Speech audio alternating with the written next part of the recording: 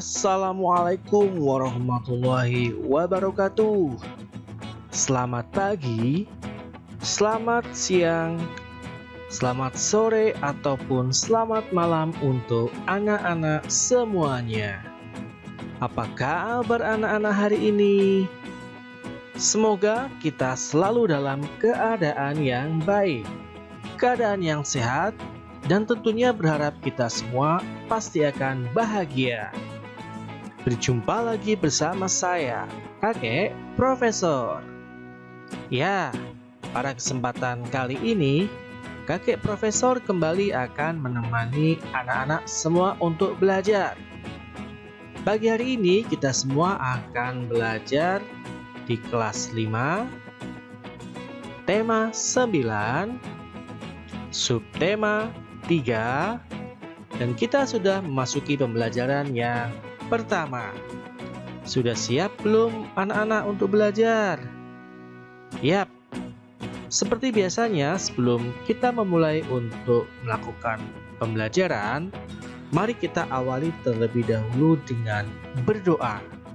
Tentunya agar diberikan kelancaran selama proses pembelajaran, dan kita juga mengharapkan ilmu yang bermanfaat, yang berguna untuk masa depan anak-anak semuanya.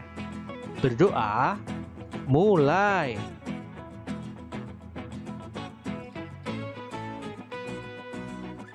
Berdoa selesai. Nah, anak-anak semuanya, hari ini kita akan mempelajari tentang beberapa materi. Di antaranya, kita akan belajar mengenai tujuan iklan. Kita juga akan mempelajari tentang ciri iklan yang baik dan benar. Kita juga akan belajar tentang bentuk iklan. Dan yang terakhir, kita akan kembali mengingat tentang unsur dan senyawa. Jangan lupa tonton video ini sampai selesai, tentunya agar anak-anak jadi tambah pintar dan tentunya menambah ilmu pengetahuan yang akan sangat bermanfaat untuk anak-anak semuanya. Baik, yang pertama, Kakek Profesor punya sebuah iklan. Ayo diamati ya. Perhatikan iklannya dengan cermat. Sudah?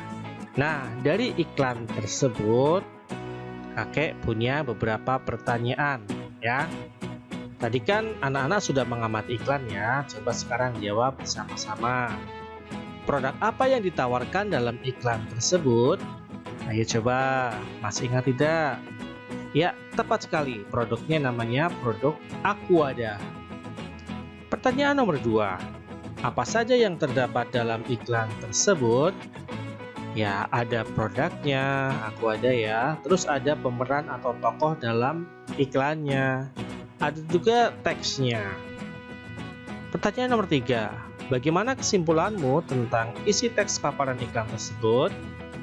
Kesimpulannya, iklannya sangat bagus ya, karena selain mengiklankan produk Aquada, produk ini juga mengkampanyekan untuk membuang sampah dengan cara yang baik ya, memanfaatkan sampah juga dengan yang baik. Lanjut.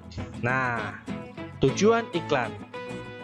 Jadi anak-anak, iklan juga mempunyai tujuan. Di antaranya yang pertama, memberitahukan kepada khalayak ramai tentang suatu produk ataupun jasa.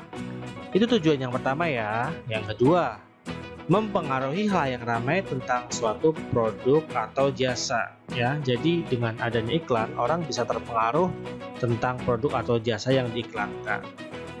Tujuan yang ketiga, menyarankan seseorang untuk membeli dan menggunakan suatu produk jasa yang diiklankan. Ini jelas ya, ketika kita melihat sebuah iklan, tentunya mempunyai tujuan menyarankan bagi orang yang melihat iklan tersebut untuk membeli atau menggunakan produk ataupun jasa yang terdapat dalam iklan. Tujuan berikutnya, memberi informasi tentang produk atau jasa untuk mengenalkan ke khalayak ramai. Itu dia tujuan iklan. Yang kelima tentunya adalah menarik khalayak ramai. Tentunya anak-anak beberapa kali sering melihat iklan itu sangat menarik ya untuk diperhatikan karena apa? Unik, kreatif, idenya sangat bagus. Itu tujuan tentang iklan. Berikutnya kita akan mempelajari tentang ciri iklan yang baik dan benar. Bagaimanakah ciri-ciri iklan yang baik dan benar? Simak penjelasan sebagai berikut. Yang pertama, informatif. Apa artinya? Iklan tersebut mempunyai sebuah informasi yang ditujukan atau diteruskan untuk para pemirsa atau pemerhati iklan tersebut ya, mengandung sebuah informasi.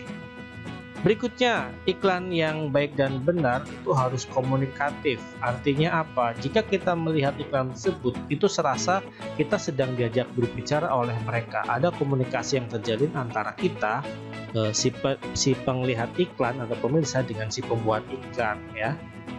Biasanya kan iklan tersebut seolah sedang berkomunikasi sama kita, sedang berhubungan sama kita. Begitu ya. Itu penjelasan mengenai komunikatif. Yang ketiga, bahasanya singkat dan padat. Tentunya anak-anak paham bahwa iklan kalau terlalu lama juga akan membosankan ya. Sebagus apapun iklan, kalau terlalu lama itu pastinya akan membuat orang jenuh dan meninggalkannya. Oleh karena itu, iklan harus dengan bahasa yang singkat dan padat. Tentunya mengena poin-poin penting, informasi pentingnya harus disampaikan dengan jelas ya. Serta tentunya kalimat-kalimat yang menarik. Yang keempat, ya jelas, menarik. Iklan yang baik dan benar harus menarik. Bagaimana caranya? Kita harus mengobservasi terlebih dahulu ya. Apa yang membuat orang-orang itu tertarik? Tujuan iklannya itu untuk siapa? Apakah untuk anak-anak, untuk remaja, ataukah untuk orang tua? Nah, dengan adanya kita mengetahui ketertarikan seseorang, maka kita akan bisa membuat iklan yang semenarik mungkin. Nah, itu adalah ciri iklan yang baik dan benar. Yang pertama ada informatif, komunikatif, bahasanya singkat dan padat, dan yang keempat atau yang terakhir adalah menarik. Cukup mudah bukan? Nah, sekarang dari ciri iklan yang baik dan benar, kita akan mempelajari tentang bentuk iklan. Jadi, anak-anak, bentuk iklan itu ada dua. Yang pertama ada iklan baris, yang kedua ada iklan kolom.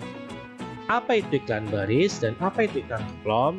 Mari kita akan simak penjelasan berikut ini. Yang pertama, iklan baris. Jadi, iklan baris yaitu iklan kecil atau singkat, berisi penawaran atau informasi tentang sesuatu yang terdiri atas beberapa baris saja. Iklan baris disebut juga iklan mini. Nah, biar lebih mudah, perhatikan ciri-ciri iklan baris. Yang pertama, terdiri atas 2-3 baris. Informasi yang terkandung di dalamnya hanya informasi penting, ditulis singkat, padat, jelas. Yang kedua, dikelompokkan sesuai dengan jenis barang atau jasa yang ditawarkan. Ya, misalkan khusus elektronik, khusus kendaraan, khusus properti, ya, seperti itu. Yang ketiga, berupa kalimat-kalimat pendek dan biasanya menggunakan singkatan-singkatan untuk menghemat tempat ya. Dekat, DKT, seperti itu ya.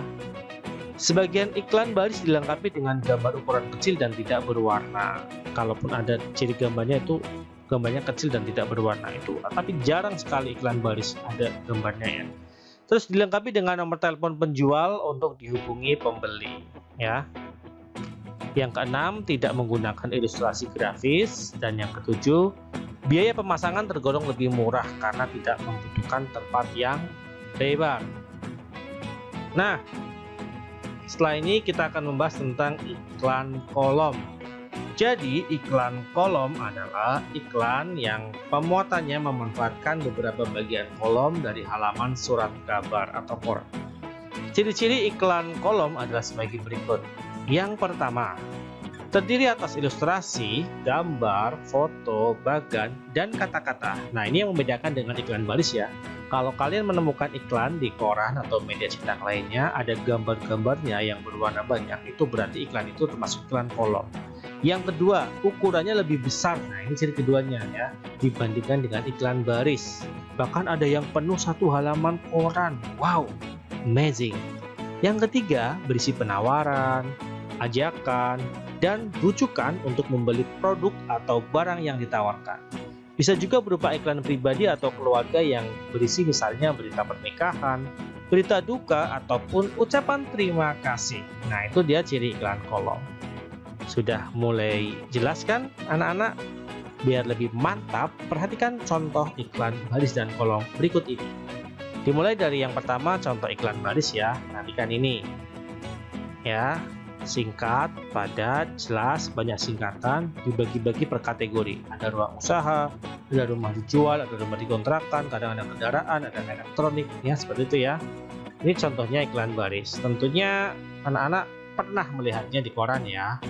Berikutnya ada iklan kolom. Nah, ini cirinya ya, lebih besar, berwarna, ada gambarnya, grafisnya menarik, colorful, lebih lebar. Pokoknya seperti ini ya, contoh iklan kolom. Nah, dengan melihat kedua contoh iklan, pastinya anak-anak jadi tambah paham ya. Nah, sekarang perhatikan, bacalah sebuah iklan berikut. Sudah, sekarang jawab pertanyaannya. Apa maksud dan tujuan iklan di atas? Kampanye untuk tidak merokok atau menghindari asap rokok. 2.